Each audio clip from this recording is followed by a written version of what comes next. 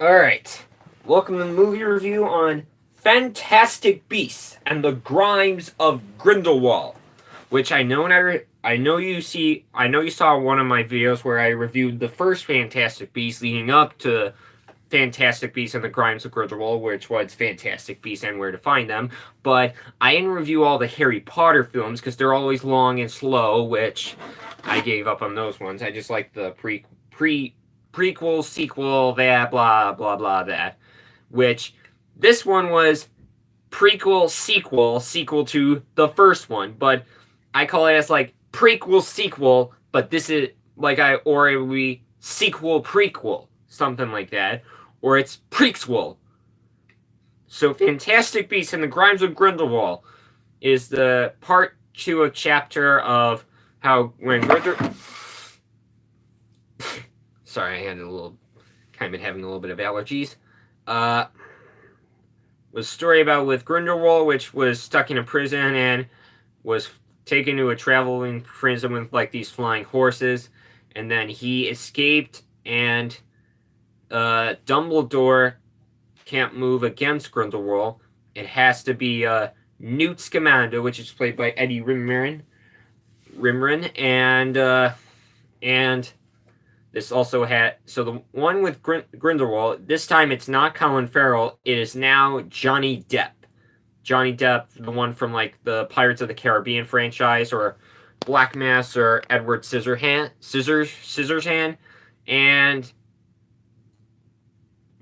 and Fantastic Beasts 2 also stars a lot of people, and this was also the producing of J.K. Rowling from the first one, and I will tell you that they had really good directing on this film.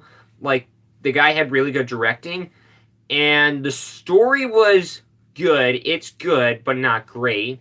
And they had like amazing makeup and hairstyling. Like, Johnny Depp had the best makeup and hairstyling for Grindelwald. Like, I don't want to spoil anything. I can't spoil anything.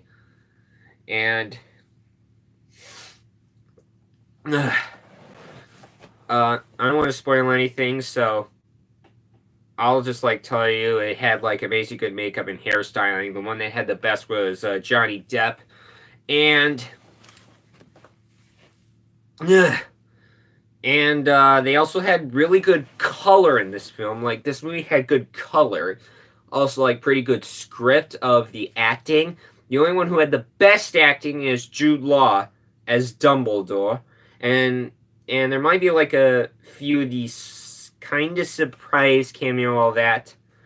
And they had amazing well acting, amazing well writing. They had really good writing in this movie. Really good directing. But the problem thing is, there's parts of it that are not as good. Like, part of the scenes that are not as good as the first one, and